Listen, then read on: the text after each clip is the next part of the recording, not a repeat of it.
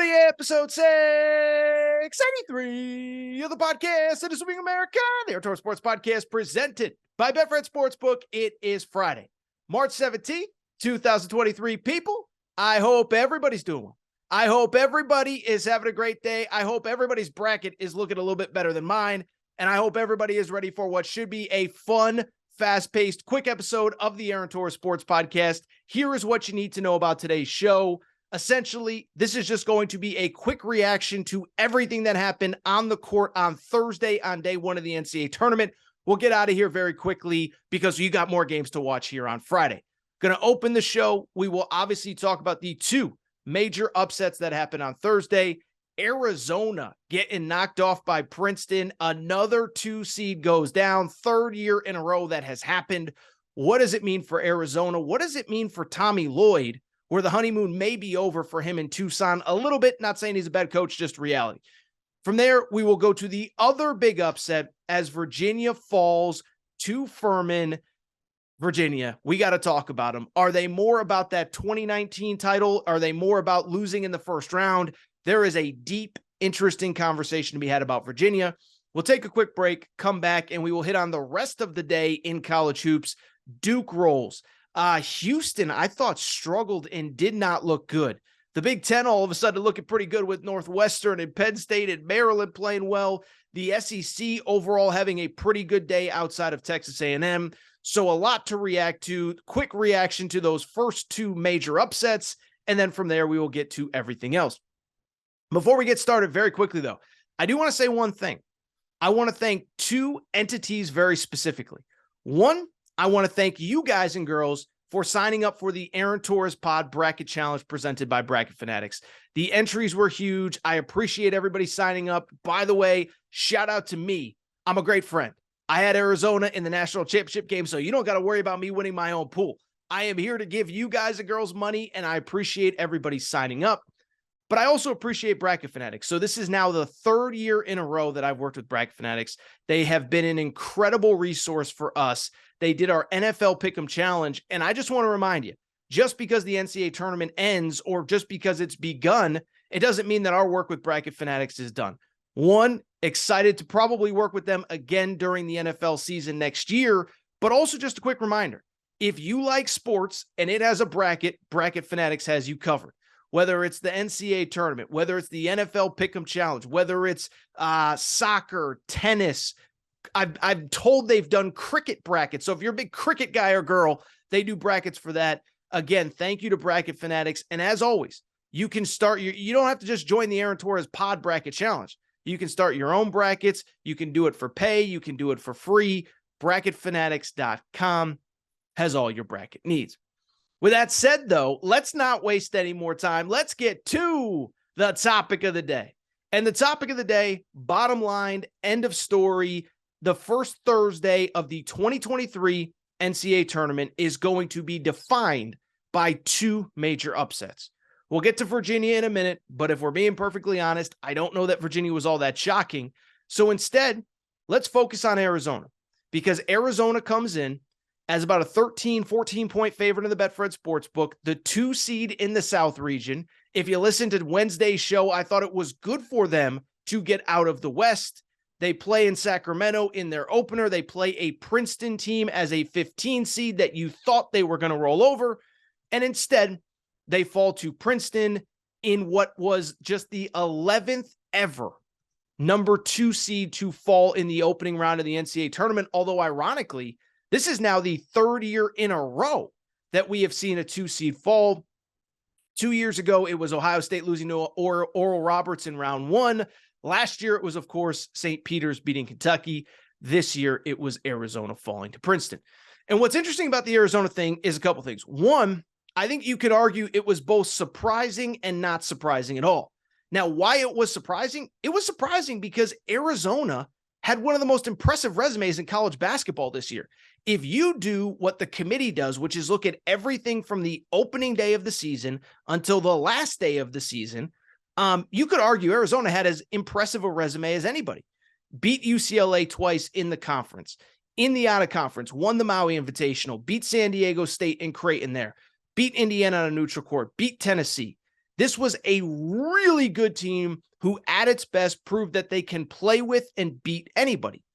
The problem is, and why this also probably shouldn't be that surprising, is that this team was also one of the most inconsistent teams all year. For as great as they were against Indiana and San Diego State and 2 out of 3 wins against UCLA, this was also a team that lost at home to Washington. This was a team that lost at Stanford. This was a team that got smacked at Oregon. And so it felt like, and it's interesting because when I look back on me taking Arizona to go so far in this tournament, I wasn't worried about a potential Elite Eight game with Arizona or with Alabama or a Final Four game. I was worried about the probably not so much the opening round. I was worried about a second round game against Missouri or Utah State. I was worried about a Sweet 16 game against a lower seeded team. I felt like if they could get to the Elite Eight, they matched up well with Alabama. Shame on me for believing that they could get there, though.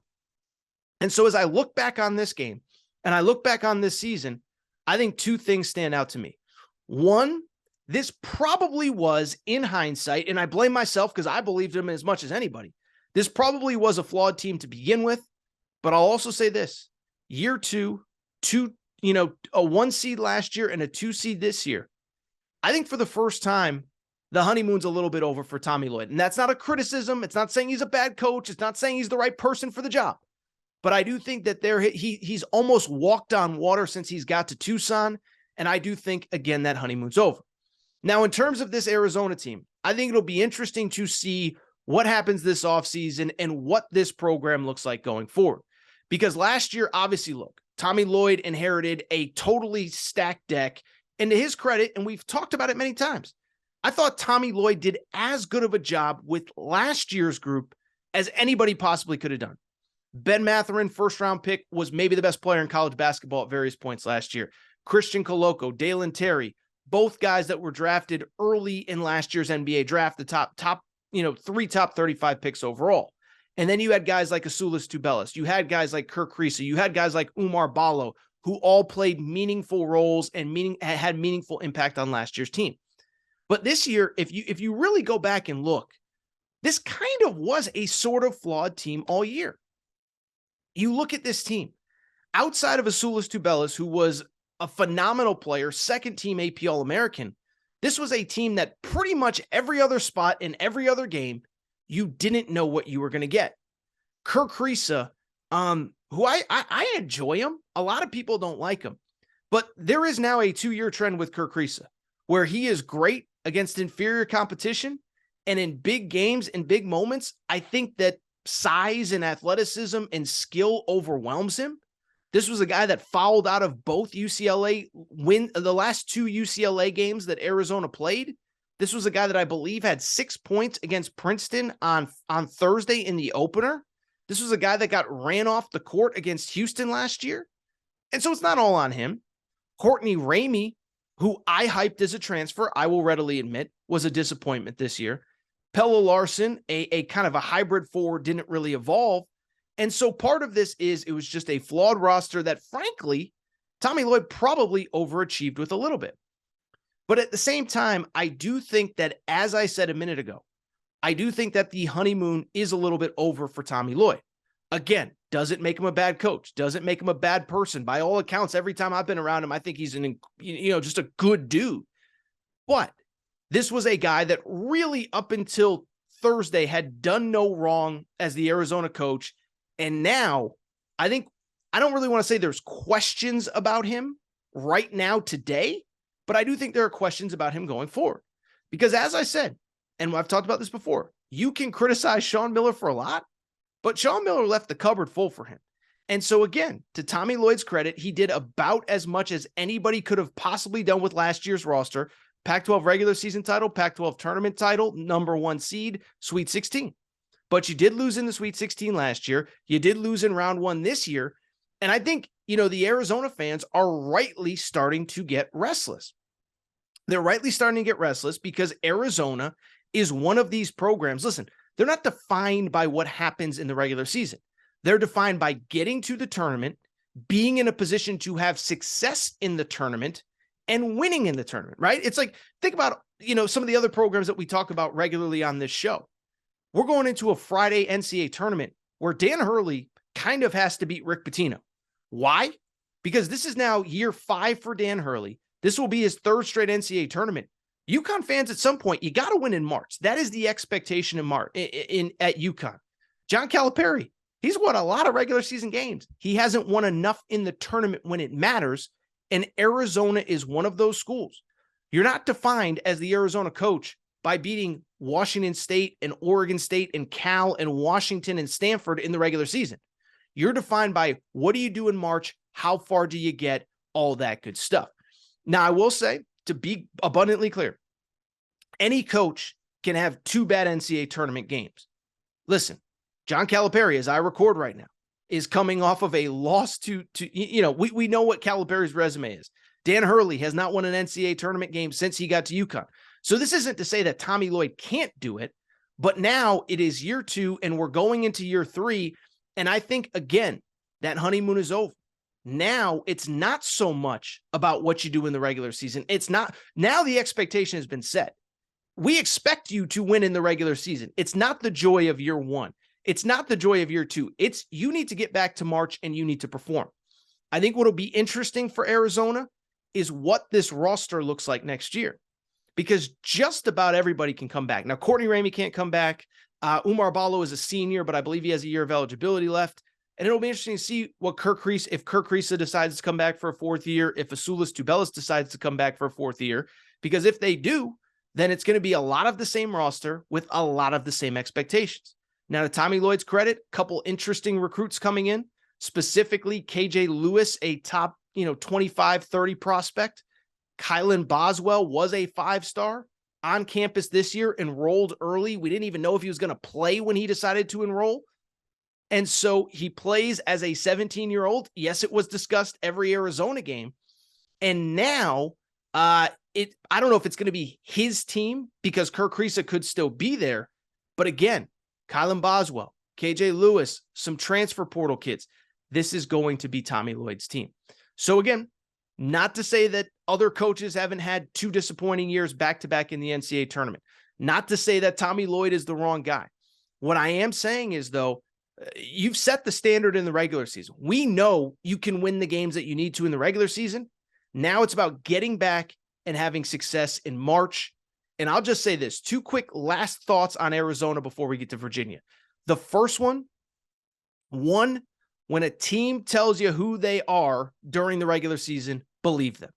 I kept going back to that, watching this game, knowing how awful the pick was in my bracket. And I'm not trying to make this about my bracket, but Arizona all year was inconsistent. Arizona all year played up to great competition and down to bad competition. And as I'm watching the Princeton game, I said, they told me all year who they were. Why didn't I listen to them? Why didn't I believe them? Instead, they lose in round 1. And 2, lastly, I'll say this, man. Listen, everybody kind of knows I've been a Sean Miller defender through the years for everything that he went through with the FBI and the media coverage and all that stuff. But one of the reasons why I defended Sean Miller, I think he's a very good coach that never gets credit. And it's wild because at Arizona, the criticism of Sean Miller was, well, how good of a coach can he be? He's never made a Final Four. And it's like, well, it's really hard to make Final Four. But he made 3 Elite Eights, including one that I was at. By the way, 2 of them he lost by 1 point apiece. I was at the 2014 Elite Eight against Wisconsin. The final 10 minutes of that game was a 1-possession game. Arizona loses in overtime. And so he made 3 Elite Eights during his time in Arizona, 5 Sweet 16s, and he left the cupboard completely full. Like, I think that, he had a national championship caliber team when he was let go in the spring of 2021. And so I just bring it up because, you know who looks good on Thursday night? Now we'll see how his Xavier team does on Friday against Kennesaw State. But you know who looks good on Thursday night is Sean Miller, because the guy that everybody was, oh, Tommy Lloyd this, and he's incredible that. Well, now back-to-back disappointments. Again, that's not even a criticism of Tommy Lloyd. It's just the fact that if the standard for a disappointing coach is can't get you to a Final Four, but he got you to 3 Elite Eights, that coach is probably pretty good. But just a disappointing night overall for Arizona. And in one of the most shocking stats, I don't think people would believe this if I told them, Arizona has not been to the Final Four since 2001. A lot of good teams since then. but they come up short, a little bit disappointing. I still believe in Tommy Lloyd, but he's going to have, next year is going to be his team, and he's going to have a lot of questions to answer. With that said, let's get to the other big upset in the NCAA tournament on Thursday. And here's the funny part. I don't even know if you could call it an upset. So it was funny because I was hosting Fox Sports Radio on Thursday, filling in for Doug Gottlieb. We came on at 3 p.m. Eastern time, 12 Pacific, and it was literally within minutes of Virginia losing to Furman.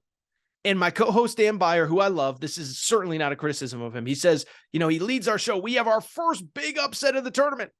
And I said, wait a second now, Dan. I said, based on who Virginia is and who they've been in this tournament, can we even call it an upset? And so as critical as I just was of Arizona, forgive me, because over the next 5-10 minutes, I'm going to go after Virginia because I think Thursday redefined who they are as a program, and I'll explain in a minute. Before I do, I think everybody knows, but Virginia, of course, was the 4 seed in the South region. They opened against a Furman team, first NCAA tournament appearance since 1980. They were about a 6-point favorite in the Betfred Sportsbook, and they were in control for a good chunk of this game. And then Furman makes their run. You think Furman's in a good position to win the game, and then what ends up happening? Oh, by the way, Virginia takes the lead, and how about this? They had a 5-point lead. They had a 5-point lead with under 20 seconds to go. Virginia has a 5-point lead with under 20 seconds to go. Furman gets the ball. They drive. They get fouled. They make both foul shots. Then the play of the game and maybe the defining play of the tournament so far. Virginia inbounds the ball. They get it to Kihei Clark, their star guard, a starter on this team since the 2019 national championship year. He gets boxed into a corner. I don't think they had a timeout, but rather than trying to throw it off the opponent, rather than trying to whatever, he just throws it up on the other side of the court, hoping that his teammate is there. Instead, it's intercepted by Furman. They drive down, they hit a 3, boom, they go up 1, and they end up winning. And so with this loss, this is kind of an incredible stat as far as I'm concerned. With this loss, Virginia has now, in the last 4 NCAA tournaments, how about this, that they have played in, they have lost in the first round 3 times, and they've won a national championship. And maybe in an even more incredible stat, how about this? In the last 6 years, they have won 6 NCAA tournament games. All 6 of them came in the 2019 national championship run. And so I bring it up because I am going to say something controversial that upset a lot of people on social media. But I believe at this point, we have to define Virginia more as a team that loses early in the tournament than we do the team that won the 2019 national championship. It might sound crazy. It might be offensive. It might be whatever. But I believe right now, Virginia's identity as a program is more about the early tournament losses than it is the 2019 national championship game. And I know what a lot of people will sit there and say. They'll say, Torres, well, really, in my opinion, it's like the Herm Edwards thing, right? You play to win the game. You play to win the ultimate prize. And to Virginia's credit, they won the national championship in 2019. And nobody can take that away from them. And I totally get that. At the exact same time, though, what I would also say is this. Even their 2019 national championship game had a ton of luck involved. And I know every national champion is lucky. I get that. I'm not arguing with that. But think about that Virginia national championship run. They have the miracle to force overtime against Purdue in the Elite Eight.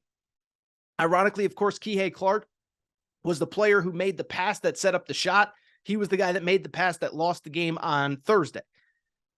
You have the miracle in the Elite Eight. You have the play against Auburn in the Final Four that could have been a foul, should have been a foul. It was a foul. Virginia gets foul shots. They end up beating Auburn. Then in the title game, people forget this. They've survived the Elite Eight. They survived the Final Four. They play in the title game. They were down 3 with 20 seconds to go to Texas Tech. Now, to their credit, they hit a 3-point shot, forced overtime, and won it in overtime. But you just talk about a run that had ebbs and flows, peaks and valleys. I mean, there have been dominant runs where teams have not been tested like Virginia was. And so I look at Virginia, and what strikes me is this. We now have a 5-year sample size where, look, Virginia in the last 6 years has two extreme outlier situations. They have a team that lost as a 1 seed in the opening round of the NCAA tournament. They are still the only 1 seed to ever lose to a 16 seed. We all know that. That is an extreme outlier situation. And then winning a national championship is an outlier situation as well, right? Only one team does it every year. But at the same time, think about this. If I were to tell you which is more of the outlier, losing in the first round, even as a 1 seed, or winning a national championship for this Virginia team, wouldn't you say the outlier is actually winning the national championship, not losing as a 1 seed? Because this is now a pattern for them. In 2023, you lose as a 4 seed in the NCAA tournament in the opening round. 2022, you don't even make the NCAA tournament. 2021, you lose in the opening round. 2018, you lose in the opening round. By the way, 2017, you lost in the round of 32. And so I look at this program. To me, when I think Virginia and I think NCAA tournament, right now I'm thinking the team that usually gets upset earlier than they should based on their seeding, not the national championship. And it goes back to something I have said on this show for years. What I can tell you is the first year that I ever did this show was the year that they lost to UMBC. And I've told this story many times. But after they lost to UMBC, I remember that day talking to a guy who was a coach that was part of national championship teams in the past. And what he said to me is, Aaron, he goes, I don't think you can win a national championship playing that way. Now, they obviously did, but his point was pretty straightforward. It was that when you play 6 different teams with 6 different styles, at some point, you can't always expect to beat everybody 63-61. And what is interesting, and I want to give my radio partner Dan Beyer credit on this, he brought up the good point as well, is that the style of play that they have, you're always going to be in close games. And so when I look at Virginia, what I've said for years, they are a team that is built to beat up on bad teams in the regular season. Just think about Virginia. How often do they just lose a weird game? I mean, everybody takes bad losses. Kentucky takes bad losses. Duke takes bad losses. North Carolina takes a bunch of bad losses this year. Virginia never takes bad losses because the way they play is so mistake-free. They play great defense. They get back in transition.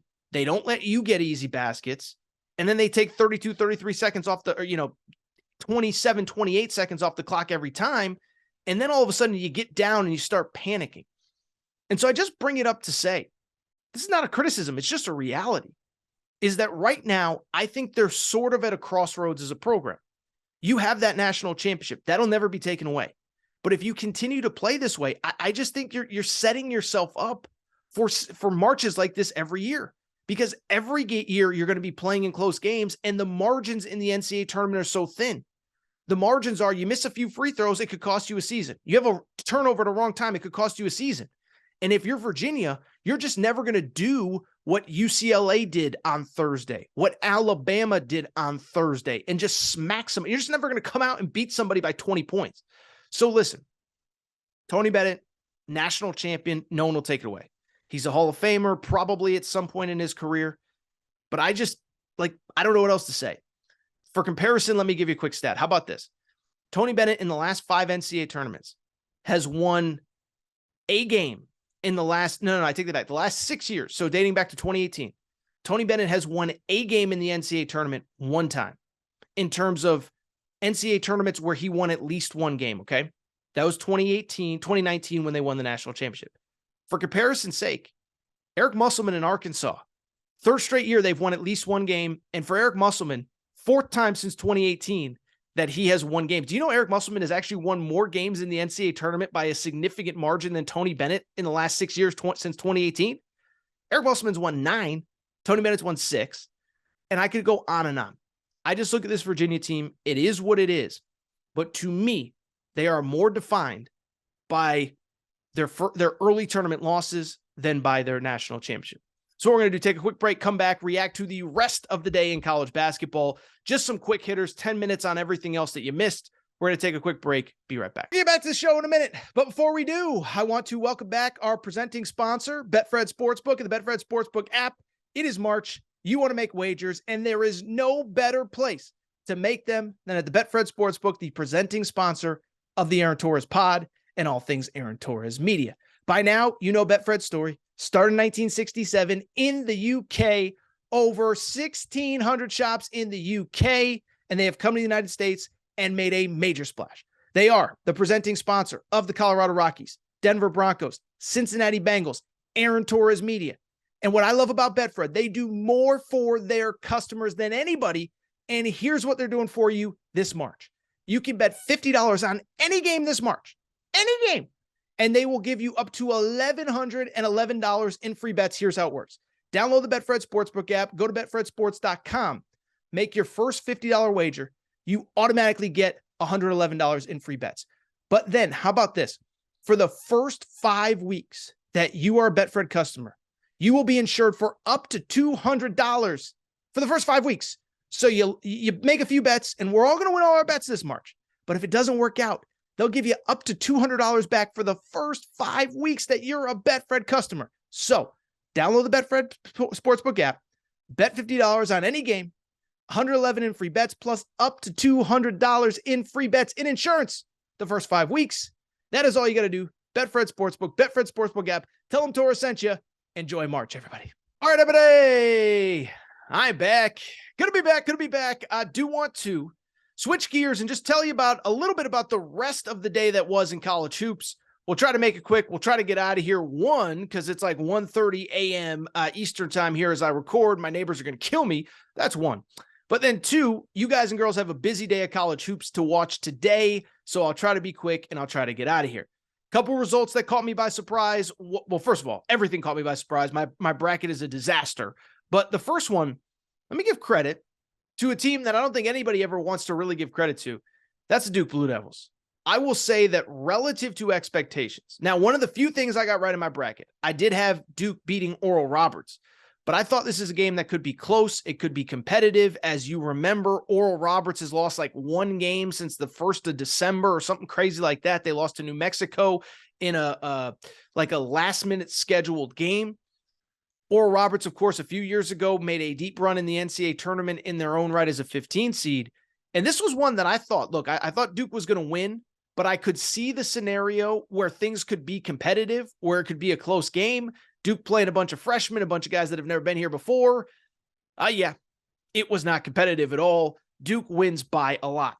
Listen, there's not really much to share from this game. Duke just looked like a team is supposed to look when you're a 5 seed playing a 12 seed. And when you're a team that, frankly, has been playing better than a 5 over the last couple weeks. Only thing that really stood out, Jeremy Roach, their starting point guard, was phenomenal. I think everybody knows at this point, but he is the one returning player from Duke's national Final Four run a year ago. He was excellent, 23 points in this one, played really well. I thought he distributed the ball really well, and just really a total team effort from Duke, especially on the defensive end. You know, when you have a high-scoring team like Oral Roberts and you hold them to 30% shooting, 25% shooting from 3, you have done your job collectively as a group. Duke advances, where they'll play what I think is actually a very interesting game on Saturday against Tennessee. Tennessee, I don't know what else there is to say. They were up by a significant margin against Louisiana. They end up holding on for dear life, getting the win. And it sets up a fascinating matchup. Because on the one hand, yes, I could absolutely see Tennessee getting blown out. It's been an up and down year. Zakai Ziegler's hurt. They barely survived against Louisiana. And it does feel like kind of the vibe and the energy around this program is down. At the same time, if you're Duke, if you're young, if you're a young team not used to playing in the tournament, what's the worst thing you can run into? A veteran group that's fearless, that plays hard and defends their butt off. Not saying Duke will lose, but I'm just saying that's kind of the recipe for an upset. Now, of course, it's Tennessee, and of course, it's Rick Barnes. And that's kind of another thought that I have going into Saturday's game between these two teams. Rick Barnes has listen, pressure's not the right word. He is who he is at this point. You're not going to change him. The NCAA tournament resume speaks for itself.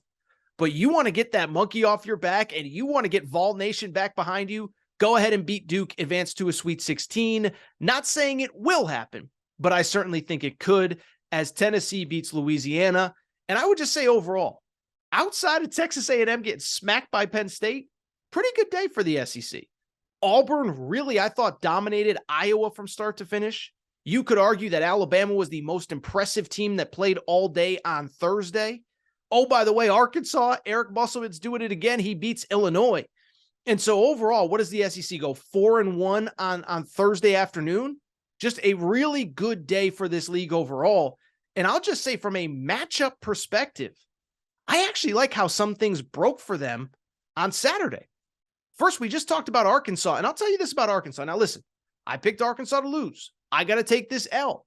But at the same time, you now look how this sets up. The one thing I did say about Arkansas, I said if they survive Illinois, watch out for that Kansas game. Because one, now Bill Self didn't coach in the opening round in the NCAA tournament, and I think we have to acknowledge Bill Self probably isn't coming back for this NCAA tournament. I just think we have to accept that that's something that probably is not happening at this point. He just had a major heart surgery. I've never coached in an NCAA tournament game, but I'd guess it's very stressful. And so at this point, I think we have to assume Bill Self isn't coming back. But even if he does, Kansas, their kryptonite through the years in the NCAA tournament has been these quick, short turnaround games. I mentioned it on Wednesday's show, but they win the national championship last year. But in the previous 7 NCAA tournaments before that, 6 of their losses have come in the short turnaround, either in the round of 32, the second round, or in the Elite 8. Well, this is a round of 32 game. And I would argue that Eric Musselman is as good as anybody on short prep, his NBA background, his CBA background. Listen, having 24 to 36 hours to prepare for a team is like giving most coaches a month. Like, you know, he's used to playing 2 games in a 12-hour period from his NBA and minor league days. So I'm not necessarily predicting that Arkansas is going to win, but I certainly think it is in the cards. And of course, by the way, if Arkansas wins, they would potentially play my alma mater, UConn, in the Sweet 16 in Vegas. No, I will not be able to go if that ends up happening. Let's keep it going, because in addition to Arkansas having what I think is a very nice matchup in the round of 32, Auburn, all of a sudden, I think is a very live dog against Houston. One, it's going to be obviously a pro-Auburn crowd. Game is in Birmingham. I think the committee screwed up really bad, giving Auburn essentially home court advantage in the round of 32. But 2, I'll say this for Houston. I don't think that they have the edge that they've had in years past. Now, I picked Houston to win the national championship. I'm an idiot. It's clear. Every pick I made basically was terrible. It was terrible. By the way, I did get Virginia. I did get Missouri, excuse me. I think I missed earlier when I was talking about the SEC going 4-1. They actually went 5-1 with Missouri. But I bring it up to very simply say that when I look at matchups for Saturday, Auburn, in what is basically a home game, they're just as physical, just as tough as Houston. Houston lost their starting guard, Marcus Sasser. He hurt his groin in the conference tournament, re-aggravated in the NCAA tournament. I think that was a colossal mistake by Kelvin Sampson to play that guy. But I'll also say this. I don't think this is the same Houston team that we've seen the last 3, 4, 5 years. The thing about Houston through the years was that team played harder than anybody. Their whole MO was, we are just going to go 110 miles an hour all game, every game, and we're just going to beat you up and wear you out. They still play hard, but they don't play with that like kill or be killed attitude. And I think it's going to cost them. I don't know if they lose to Auburn, and they do have a pretty advantageous path. But as a number 1 seed and who they've been in this tournament, just that fearless, relentless, aggressive style, I just don't see that from this team anymore. They still play hard. They still go 85, 90%. But what made them so special was that they went 110%. And I don't think they're talented enough to just play as hard as everybody else. I think they had to play that much harder than anybody else. And we don't see that anymore. Wouldn't be surprised if Auburn pulls off the upset on Saturday. I don't think this is the same Houston team. A couple more results from Thursday. 1, credit UCLA. You know, listen, when Arizona lost, I all of a sudden reevaluated everything about UCLA. I said, well, wait a second now. If UCLA lost to Arizona and Arizona just lost to Virginia, should I be worried about UCLA? Apparently not. They win by 33 points. Just a complete effort. 4 starters in double figures. What was obviously interesting here, no Adem Bona, the star freshman forward. He hurt his shoulder in the Pac-12 tournament. We were told he was going to be able to play in this game. He does not.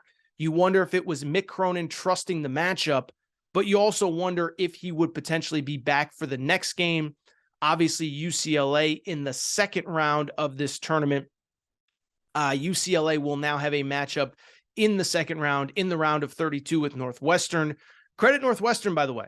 This was one I was just wrong on. I thought Boise was going to win that game. Northwestern their first ever NCAA tournament win. They now get UCLA in the round of 32. And overall, give credit to the Pac-12, or to the Big Ten, excuse me. I thought the Big Ten just played well. Penn State, in a shocking result, just punked Texas A&M. Final score 76-59 in that one. Penn State hits 13 3-pointers. Texas A&M has no answers for anything Penn State was doing.